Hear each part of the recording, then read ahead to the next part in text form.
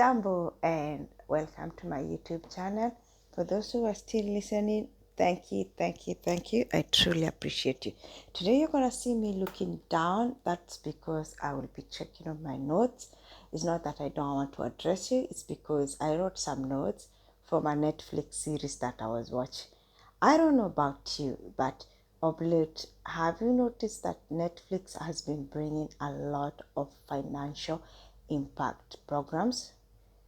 I have also entered into challenges that I have never done before that are financially related.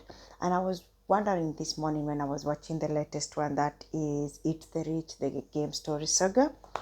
Why is it that the universe is directing me towards financial aspect? When we started the year, I know we said we are gonna get it all, we are gonna live it good, we are gonna be okay. And I don't know about you, but so far I have been okay because I have been saying my mantras, I have been saying my affirmation, I have been positive when it comes to money. I have seen changes that I have never seen ever in my 20 years of career. For example, I am depositing money in my bank account, unlike in the previous year where my salary got deposited in the bank account by my employer and I was using everything. So with that in mind, I was like, why is the world directing me towards finances? What is so important that I have a lesson that I am not listening? And so I had to listen. I came across this post on Facebook and somebody was saying the storm has just begun. And this is because several companies have announced redundancy of employees, and we all thought that this was 2022, that it was over, but with the appreciation of the dollar and the decline of other currency, we are noticing that we are getting into not only depreciation, but a recession, which could be, as analysts are predicting, worse than that which was experienced in 2008.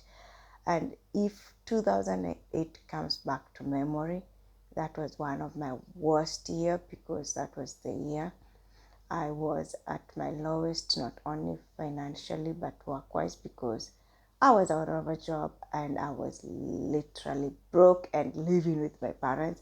And I love living with my parents because I get spoiled, but as an adult, I really don't want to go back there. Beautiful showed me who are my real friends, but I really don't want to go back there.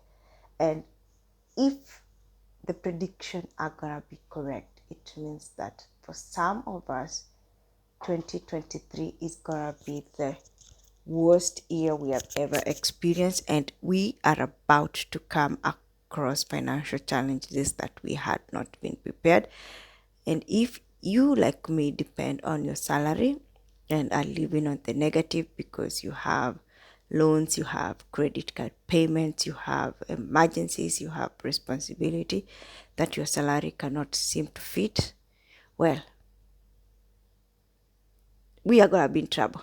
Anyway, in the Eat the Rich, the person said, the financial system is very often a wealth extraction mechanism. It is not a wealth creation system. In other words, for many, it is a system that was designed to extract money from us in the form of investing and give it back to the top people who are there. So here we are. We are saying that 2023 might be a very hard financial year. So how do we ensure that we create wealth without getting burnt? I'm no financial expert. Honestly, I'm no financial expert, and so I will not come here and give you tips. But I will be basing on my experience. I will tell you this. The best investment you can ever do is invest in yourself. And it might not look at it at the beginning, but if you ever invest in yourself, you will never lose. because sooner or later, your talent, your skills, your capabilities are going to get you out of the loophole. And how do we go about investing in ourselves? We can start by going back to school and gaining skills. I am not talking about getting a degree, I'm not talking about getting a master's, I'm not talking about getting a PhD. I'm talking about certifications. If you look at the market today, everybody has an MBA, everybody has a master's, everybody has qualifications, very few has certifications. And certifications are the ones which are supposed to show the employer the skills that you have. So by investing in that, you gain it. So what happens? You go back to these bodies, and I'm not here to advocate for anybody. You have to go to look for a body that is in line with your qualification. You have to ensure that it's accredited because there are a lot of bodies there.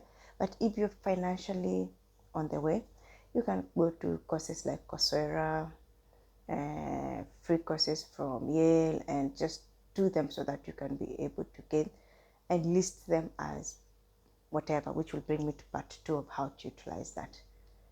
So through this, you'll be able to gain skills that you'll be able to utilize yourself, which we go to number 2. We have seen evolution of apps, we have seen evolution of internet, we have seen evolution of the internet, the technology, and we as individuals have to back on it. As I was telling one of my colleagues the other day, we have these 4 interns, way younger than me, and I'm supposed to be the expert. But every time I give them something to do, they do it better than me. Why? Because the younger generation invested in technology more than us, as we do it from an old perspective, and the older generation does it from their old perspective. And yes, it didn't work, and that's why the organizations are still operating. But as we go towards the decades, we're going to realize that technology is changing. For example, HR metrics was not something that was common when I was starting my career in HR. Now it's the in thing. You have to give out numbers. Who thought finance, information technology, and HR will merge? But here we are, and that is one of the reasons why certification gives you this kind of line. And the same thing with your career and skills. So by going through all these apps, you'll be able to understand what is in your industry, how to utilize them, and how to make yourself competent. The other thing is that by investing in yourself, you can become an entrepreneur and start a side hustle. Remember, entrepreneurship is not for everybody.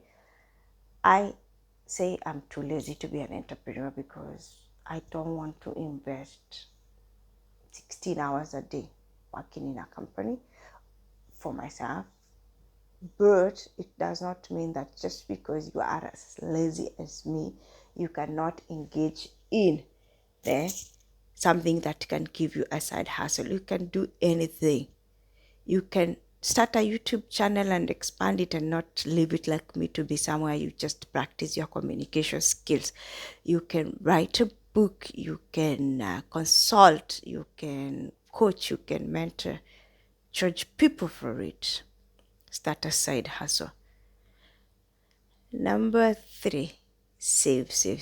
As long as you are being employed, I know might not be long, could be the next 3 months, could be whatever, but whatever little you have, save.